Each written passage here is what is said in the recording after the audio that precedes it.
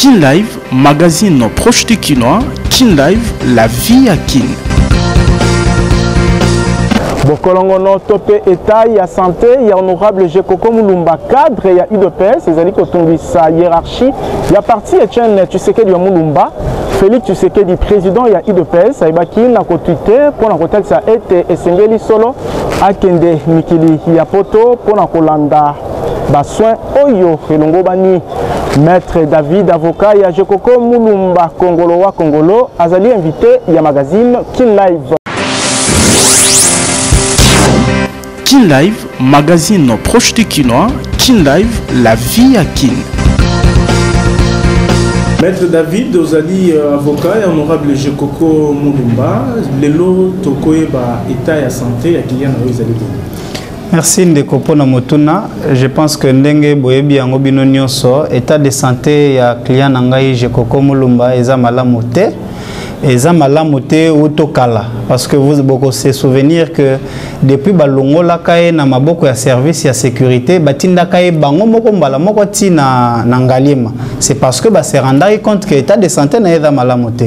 et kuna pe na ngalima batalier ba moni que moyen bazoyer en charge ezala kité ba yaki kotinda ye na prison ya Makala kuna pe na prison ya Makala ba médecin to pe ba minganga ya kuna basangani bango nyonso 4 batali que moyen bazoyer en charge ezate pour état de santé na comme critique et sengeli basala e opération bazobenga post opératoire ya rein eza ba traitement oyo nanu ebongisa mi penza malamu te na mboka na biso yango ba médecin ya prison ya Makala batinda ki ye lisusu na clinique ngaliema et pas wapi bakanisa ki ete kuna makambo ba disposition kozala malamu to pe minganga ya malamu bakozala po bazwaye ba soin mais tant bazongisi lisusu na ngaliema kuna pe ba monique moyen bazwaye ba soin ya malamu ezate po o bazobenga na français plateau technique urologique awa na mboka na biso ezalité et sengeli na bango basengi ete bazongisa ye na mboka poto et pas wapi basala ki opération pour ete azwa ba soins appropriés parce que basala ki déjà opération ya rien moko lelo o toza koloba remo ya mibale ekomi entamé nzamba sala biso na barin kaka mibale moko ese bebaki basala ki opération ya mibale siko ekomi ko beba donc ezali liwa o ezali kozela na mikolo ezali koya yango to sengi na bakonzi ya mboka plus particulièrement na ministre na biso ya justice oyo azali tata ya banebele oyo azali moto na mibeko ayebite que bomo ya mutu eleki nyonso loko la santé na yeza bien te ya solo ete justice ese kati makambo tokozonga lisusu na o justice elobite kasi tozo kende siko epa ya yemoko ministre ya justice pour que azwi la biso mokanda oyo kopesa na client na biso possibilité azwa libération conditionnelle pour essayer alekisi plus de 4 mois en détention ba condamnaki à 18 mois mobeko lobi moto essayer sali le quart de peine ba koyi kopesa libération conditionnelle loko la ye essayer sali plus de 5 mois lelo essayer aleki le quart de peine ba pesa libération conditionnelle pour kende kozwa ba soins de santé sinon akokufa nini ka seze bloqué parce que ça fait longtemps bozo bwa kambela wana ya kosenga na bakonzi baye bana ko faciliter qu'il y a na bino Jekoko akende kozwa ba soins nini ezo bloqué pourtant eleki mwa mingi tozomona mukanda ngo boko luka bozozwa kaka te ndeko c'est vrai que tant ici l'équipe méthode tozo désespéré te toyebi pe que procédure ezalaka esenga kitokoma esi tokomi ministre pe si azwi mukanda momo tozo yebisa bino ministre si azwi mukanda na maboko na ye apesi pe conseiller o wapi esengeli a analyser pe a étudier dossier wana donc tozo senga ete semaine oyo ya mbwesi la soki possibilité kozala ministre a traité dossier wana vraiment avec urgence parce que zande bomo ya moto lelo elenge lokola Jekoko kokufa alors que république na biso mboka na biso ebele ya bato bazana sima na ye e kozala penza malamu te pona likambo nini pona likambo ya moke Jekoko ayibi eloko moto te Jekoko asali viol te Jekoko asali association de malfaiteurs te Jekoko bakangele pona likambo ya entre guillemets kofinga donc ezali kambo oyo koyiko vandisa ye na prison lokola criminalité soins de santé za primordial constitution mboka na biso et lobby était la vie humaine est sacrée et sengeli ba protéger lelo moni bazoko supprimer même la peine de mort parce que balingi ke moto atika la kaka na bomoi mais soki maladi oyo yaza nango ezomema ye na liwa pourquoi ko garder na prison pendant ka kokene na kokufa ezali kambo ya rien ezali kambu ya maladie ya mutu pasi te ezali kambu ya minu te ezali kambu ya rein ezala kaka mibale moko ese kufa etikala moko donc yango tozo ko implorer na ministre ya justice na urgence ezali kambu ya santé avant de sapenza dossier wana na lombango soki semaine ko yeko sunga pour que tozwa ordonnance wana to pe arrêter oya ko yeko signer pour ete ba pesa ndeko na biso Jekoko Mulumba libération conditionnelle pour akende kozwa basoin approprié selon minganga o bazalaki ko simba yo be o bazali ko simba na ngonga o nangalima pour na bubisa molimo na ye au moins fois à l'évacuer dans combien de jours? Non, exactement les kambaba jour té le plus tôt serait le mieux. Na minute on a zo ko pesa yo e yano. Jekoko azali susu na maboko ya minganga ya ngalima te.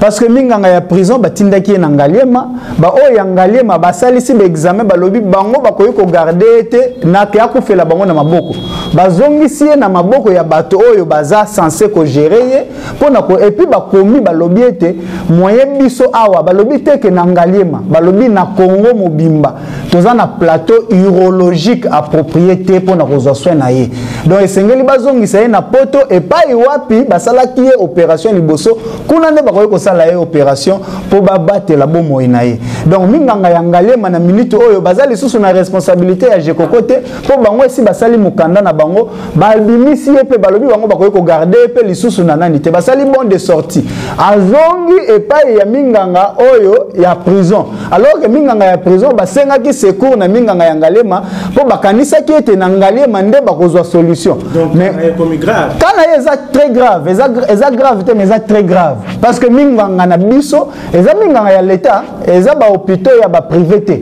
eza minganga ya l'état ya république et minganga ya prison wana bazana un ministère ya justice et un ministère ya santé donc ils ne peuvent pas s'hasarder ya ko affirmer loko eza solo te et loko wana eza solo maladie na eza solo yango bomona ki ete esika kangambaka na service ya sécurité bango boko batindaka ye na ngalema bomona ba photo epai wa pazo sans makila et na minute on a ko yebisa bino même ya kokende ko sala petit besoin ezobimaka ka makila donc c'est pour vous dire que la situation naie sanitaire est grave penza yango tozo ko implorer bon sens toza lisusu na makamba ko benda na te ya ko samba te to komi ko implorer bon sens ya bakonza mboka ya particulièrement ya ministre de justice oyo wapi ko yiko zwa na minute oyo mukanda ata mokonza mboka Joseph Kabila te parce que banda boko senga Alexis Tambo Mwamba ya na malamu epesa mate justice te tolobi que esengeli to ko yiko cha la charrue devant les bêtes eza na moto aza mokambi ya yambo ya justice ya mboka na biso ezali ndeko Alexis Tambo Mwamba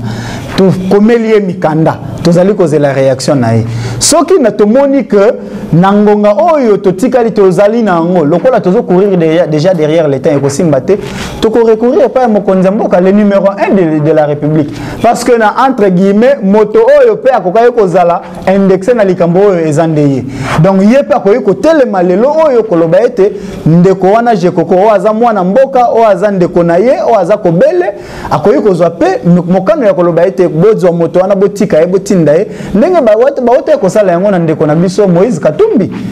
Katumbi pe c'était le même cas Monique Mokamboke komelie mukanda akende je pense même que à son dakana kanaye minganga batikala ko constater maladie na été mais nakaya Jekoko minganga ba constater que azako bele mikande zali ba rapports médicaux ezali différents rapports médicaux yango to moni été to komela bango soki to moni ke ndeko Alexis Tambo Mwamba oyo biso to limisa miete akopesa ndeko na biso libération conditionnelle soki simbite to kende pas tata mokonzi pour lui demander à ce que azana ba possibilité belé azana grâce oyo ko pesa azana amnistie oyo ko pesa azana grâce excusez-moi grâce présidentielle oyo ko ça la sorte que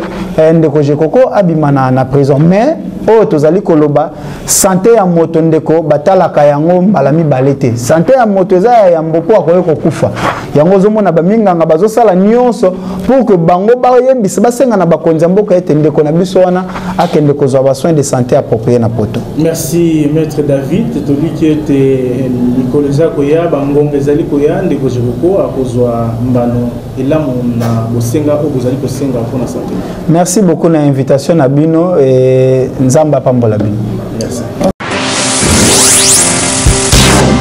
Kin Live, magazine proche du Kinois. Kin Live, la vie à Kin.